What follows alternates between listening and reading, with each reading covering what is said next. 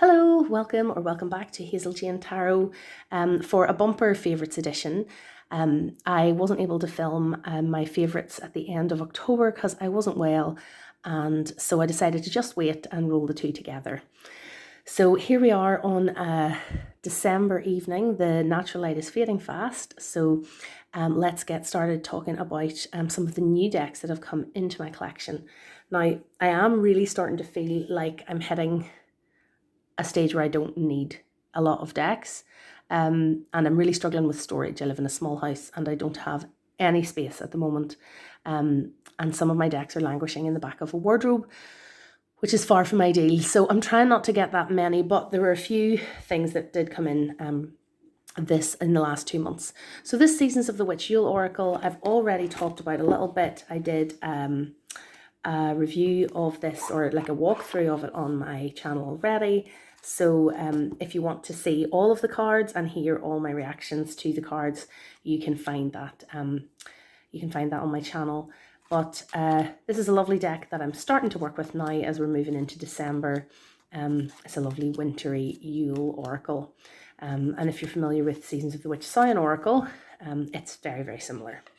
So I was working with the Scion Oracle a little bit in October, but I haven't pulled it out to show you today. I actually didn't use it as much this year as I did last year, but I am still going to hang on to it, and I am intending to get this full collection as it comes out, for the different Sabbats. So that's one of the new decks. I think I actually bought it at the end of August, or September, and I've just been keeping it. So I just recently opened it.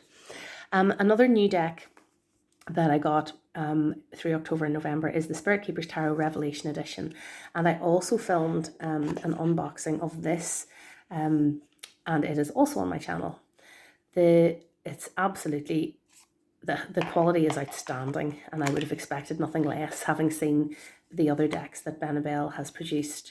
This hasn't been shuffled yet, I don't think. No, I haven't really worked with it much yet, and I am keen to maybe do a deep dive and study this deck in the new year. And I know I have sort of been chatting to a few people about that. So if you've got this deck, if you're thinking you haven't really started looking into it much yet and you'd like to, comment below. I don't know how we could go about doing something together to study it. Maybe there already is a Facebook group, study group, that I haven't discovered. But yeah, so this is amazing, and a real treasure that came into my collection. I had pre-ordered way back in, I think it was April, the pre-orders were, so it was lovely to get this. And the fact that I have not shuffled it or really worked with it yet, it feels like a present I still haven't properly opened, if you know what I mean. And then the other new deck is another one that I have done a review of, but this kind of segues into some of the books.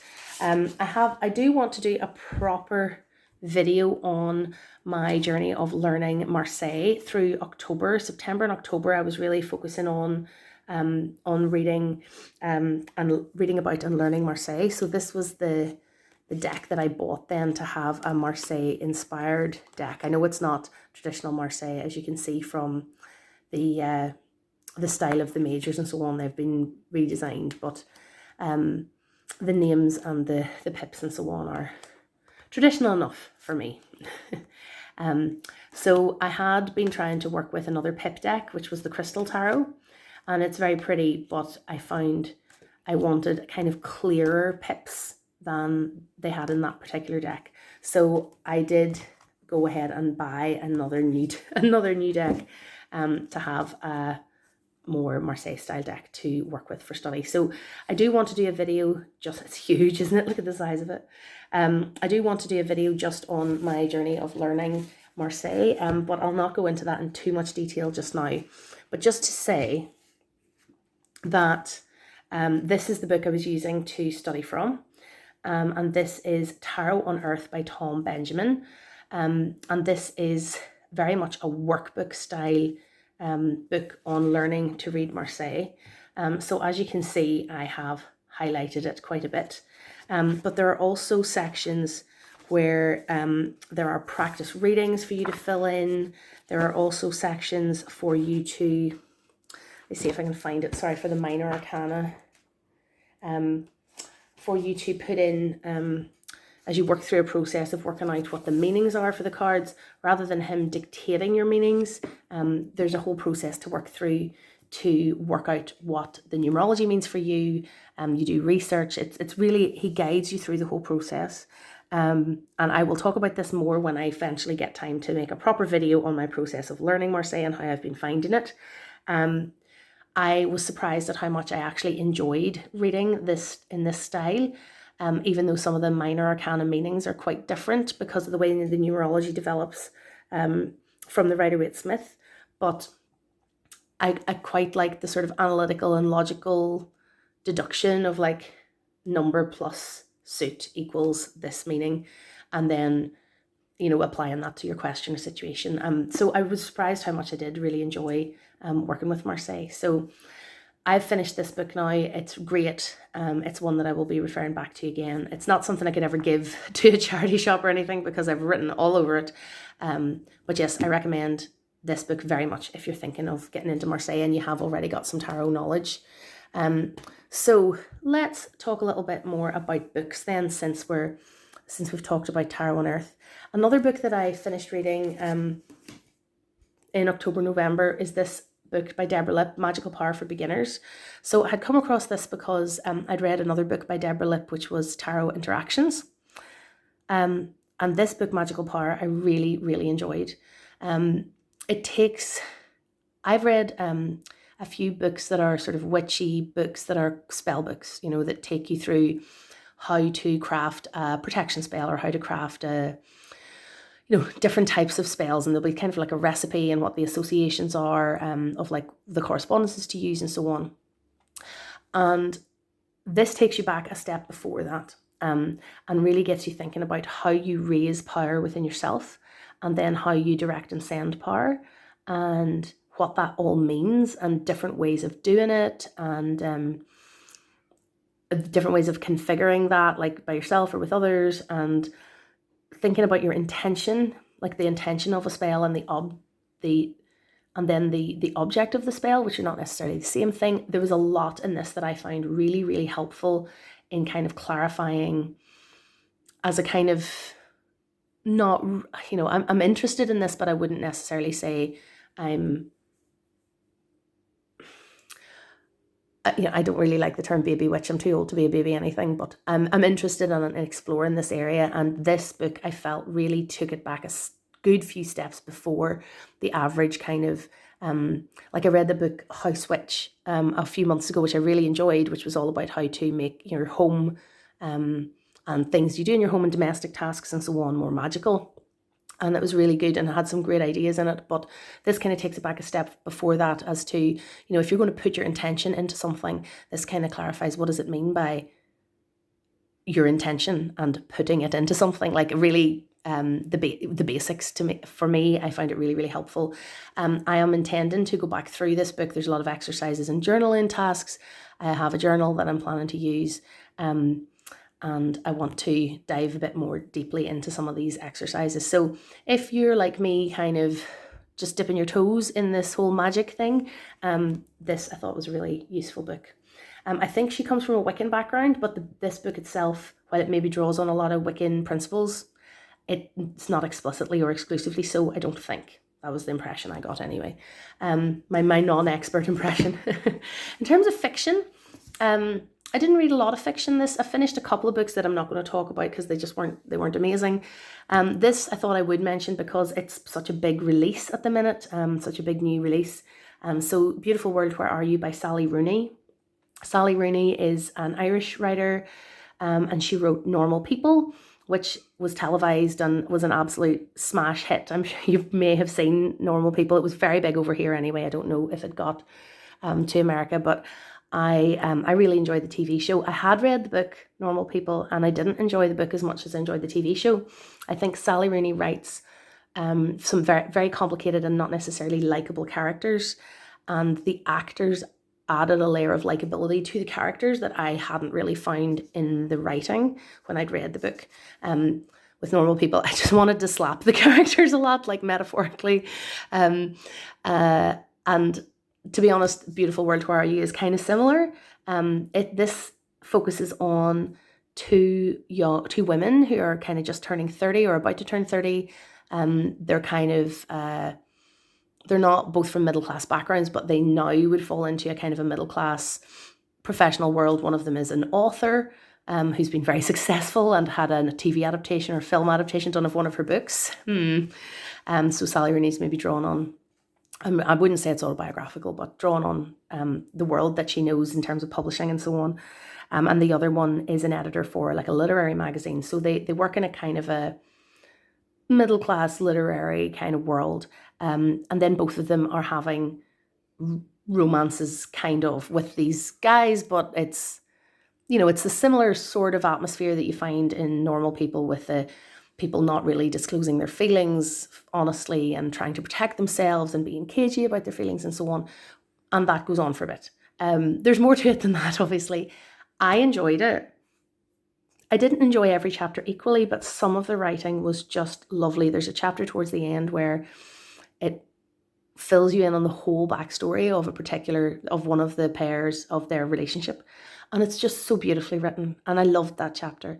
It alternates between first person, it alternates between the two main characters, like in alternating chapters, with in between chapters emails they send each other. The emails can be a wee bit pretentious at times as they're kind of thinking about world issues and so on, but I did still find it kind of interesting, and I felt the characters were quite realistic for the kinds of people that they were and the age that they were and the situations they were in and so on. So if you've read Sally Rooney before and you liked her work, you would love this. If you read Conversations with Friends or Normal People and you didn't like them, you wouldn't like this. But yeah, I'm really glad I read it, and my book group are meeting to discuss it later this week, and I've already got the vibes that some of the older women who read it didn't really like it, and some of the younger women who read it did enjoy it. The guys who are in our book group haven't heard what they thought of it yet, so we shall see. But yes, so that's one of the books I read fiction-wise. I've also been enjoying Audible, and one of the listens I had on Audible was The Robber Bride by Margaret Atwood. That's an older Margaret Atwood book that I just hadn't read yet. I loved The Robber Bride, and on Audible it was just so well read. So it's kind of like three women who, there's this femme fatale character, Xenia, who kind of comes into their life and messes up their respective relationships one at one. So you hear like the story of each one in turn. And then Xenia kind of comes back into the picture, and there's some tension as to how then that's all going to resolve.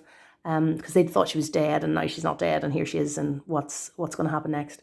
But I mean, in some ways, the story was a little bit cheesy, but the characterization, and I mean, Margaret Atwood's writing is great. And I was very intrigued at times about Xenia's story. Like, you know, she's kind of the villainess, but like, what was going on from her side. I really enjoyed it. It was great. So if you like Margaret Atwood and you've never read The Robber Bride, I would really recommend it. And the other Audible that I really enjoyed was The Bees. And oh gosh, I can't remember the writer's name now. I'll put it in the comments below, or in the notes below. But The Bees is I think it was a 2016 novel, and it's sort of like a dystopian kind of vibe to it. But it's set inside a beehive and the characters are all bees. And it has environmental messages through the book, but it's really, the world building in The Bees was just fabulous, because you never lost sight for a moment of the fact that these characters were bees. And, you know, the way they were described, and the way their thoughts and the hive mind and the processes and the different roles within the beehive, it was just fascinating. And the actual workings out of the plot in terms of like the dystopian kind of power struggle elements, I enjoyed less than I enjoyed just the world building and the kind of the view inside the beehive, as it were. So that was great. I really enjoyed The Bees. So going back to decks for a moment, some of the decks that I worked with a lot, I wasn't reading cards a huge amount. I can see I'm losing light by the second here. It's only 4:05 in the evening, just to give you a sense of how dark it gets here in the winter. But the Mother's Wisdom deck I was using I used I use the Mother's Wisdom deck once a month where I pull a card for the month ahead. And this month I actually only pulled at the start of October, and I didn't pull again until the start of December because, as I said, I was unwell at the start of November. So this card was out for 2 months for me. And the message of horse as a mother, our idea was to do with leaning into your child's playfulness and not always trying to shut them down or stop them from doing silly things because, you know, you're impatient or you've something that you need to do or there's a task, you know, like that needs to be done, but to really, you know, make time for playfulness and silliness and so on. And that was such a lovely message to have always before my eyes, sitting out on display, because I find in not every family is like this, but in my own dynamic, I am very much the one who's carrying the mental load of what needs to be done when, and trying to make sure that the mundane tasks are done and to chivvy along my partner to do their share of the tasks and so on. And it can be easy to lose sight of that playfulness. And this was a lovely card to have out to work with through the months of October and November, especially when things were challenging for a while. You know, this was a really good message. So the Mother's Wisdom deck, as I say, I pull a card once a month, and this time it was one for 2 months, but this still is a really important deck for me, and so I wanted to show you it and give you maybe an idea of how I work with it. Another deck that I have been pulling from a lot is the Goddess Love Oracle. The little guidebook is upstairs, but this is the deck, and I would pull a card from this at night time. I tend not to look at the guidebook. I'll just pull the card and read the message and look at the image. Sometimes it's just a pretty image to look at, but sometimes the message is very resonant. And I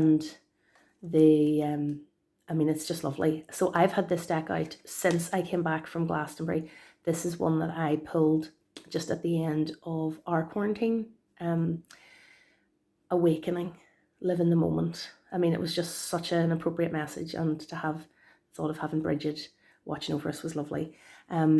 So since I came back from Glastonbury in August, this is a deck that I have had out and I have been looking at and working with pretty much constantly. There's a particular card, Generosity, let me see if I can find it quickly for you, that has been stalking me. It comes out again and again. Oh, I can't find it now when I'm looking for it there. This card just comes up day after day, being the divine flow of goddess nature.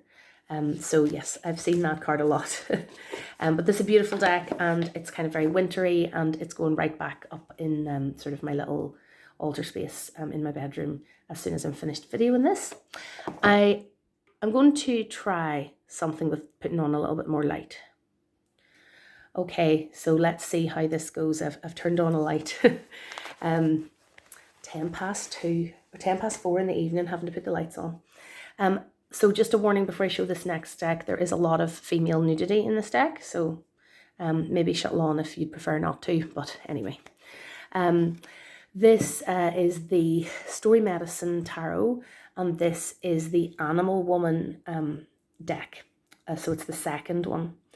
I actually only used this once, but I'm showing it to you because I had an incredibly powerful reading with it, and it actually spoke to me of what I need to use this deck for.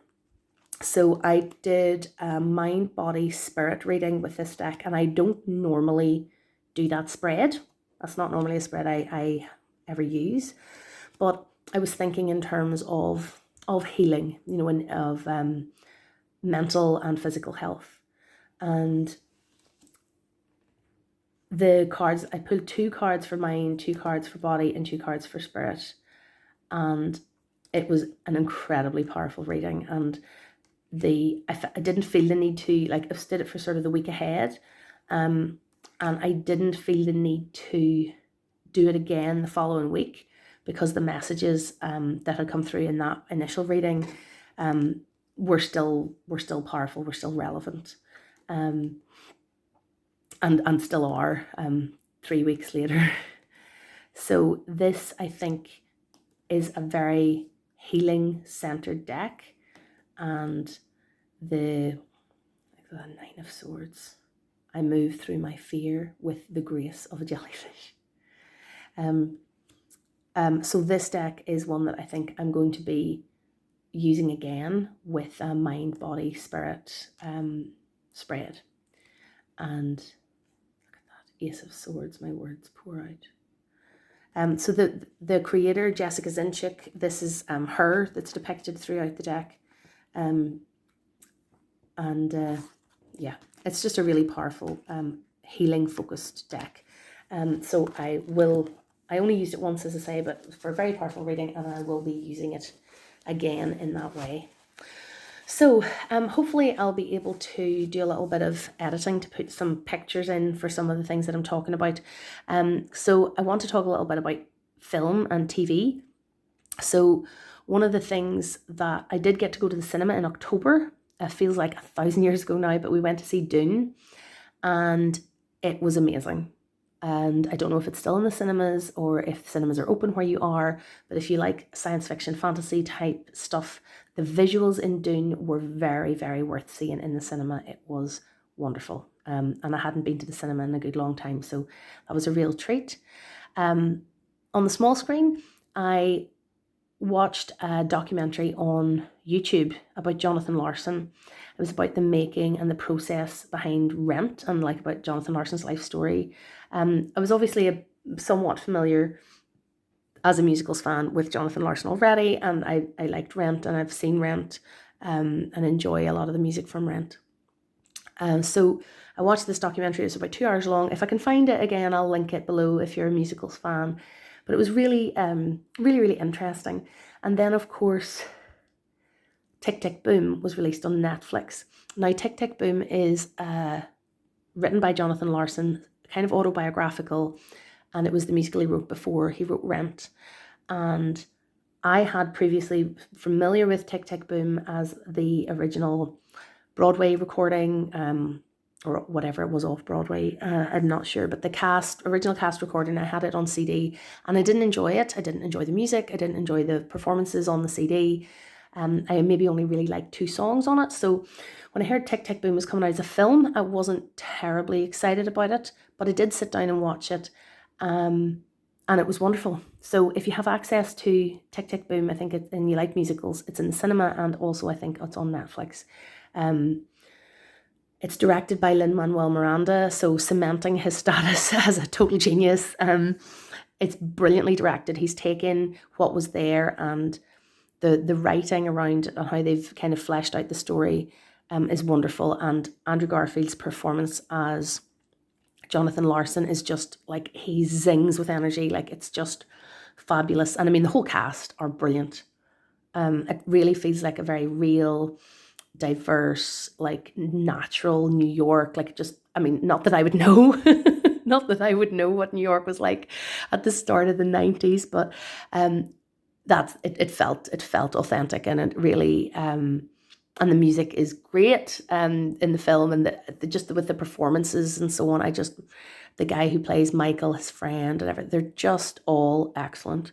So if you like musicals and you haven't checked out Tick, Tick, Boom, I would recommend it, but I would also recommend checking out the Jonathan Larsson documentary even beforehand, because it means that you, like, having all that background knowledge and then watching the film based on his life, it just kind of added an extra poignancy. So musical theatre fans.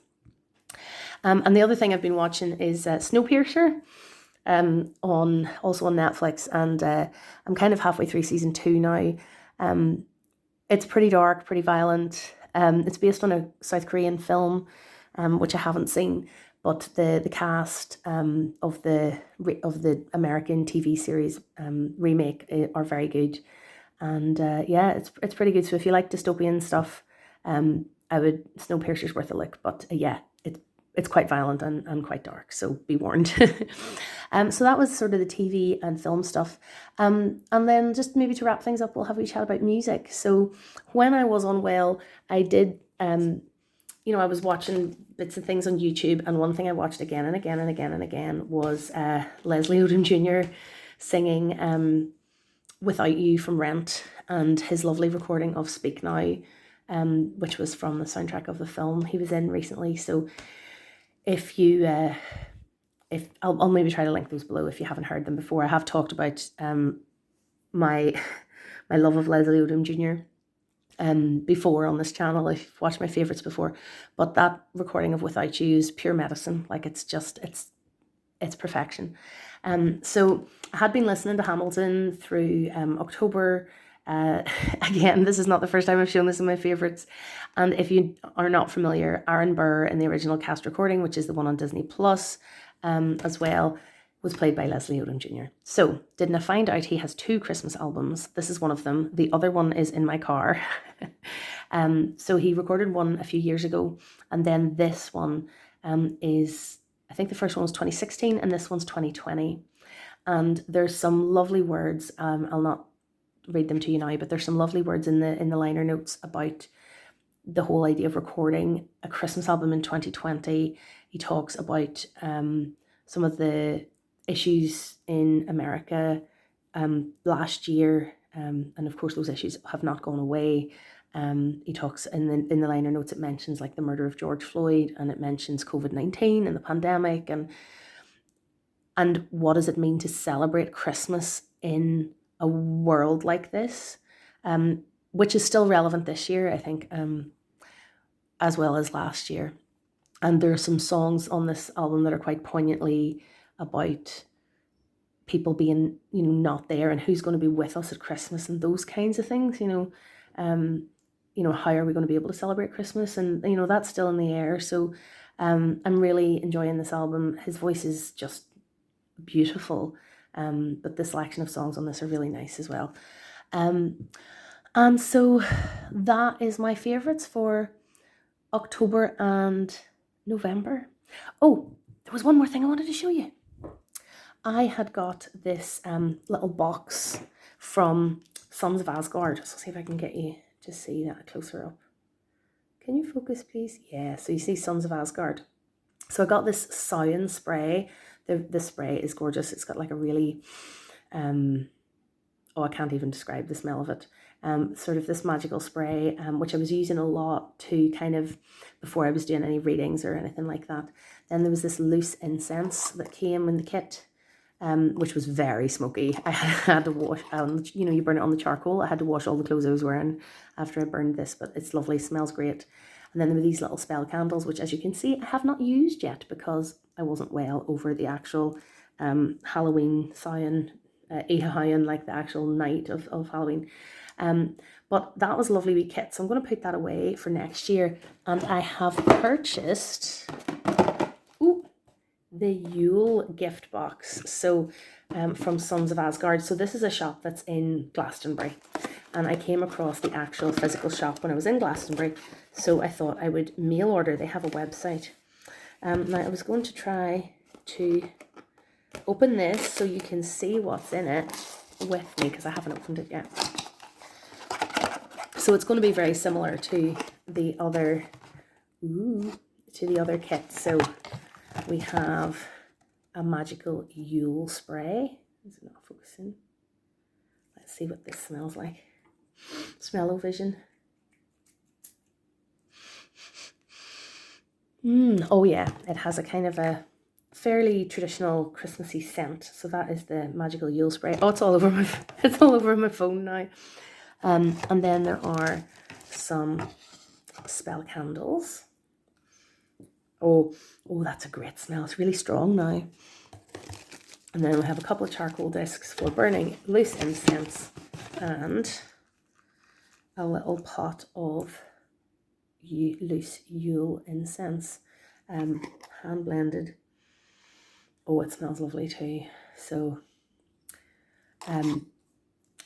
hopefully I'll get to use some of this as we come up on the winter solstice. I like the snowy blue and white colours instead of like going down the red and green route, which we have in the Yule Oracle, which is nice. But these more kind of frosty wintry colours are nice for a little change. So that's, I'll put the link to the Sons of Asgard website below. Obviously, if you're overseas, you're not going to be interested in the shipping and so on. But if you're in the UK and you're looking for a nice magical stuff supplier, Sons of Asgard are a really good little shop. Not the only one in Glastonbury, but they're the one that I've been ordering online from since I got home. So half an hour to get 2 months worth of favourites in. If you've stuck with me all the way to the end, I'm going to teach you a little word of Irish. So happy Christmas in Irish is Nullag Hannah. So Nollaig, Nullag, Shona, Hannah. So if you've watched all the way to the end, you could wish me a Nullag Hannah in the comments below. So Nullag Hannah, and happy holidays to you and yours, and we'll see you again soon. Bye.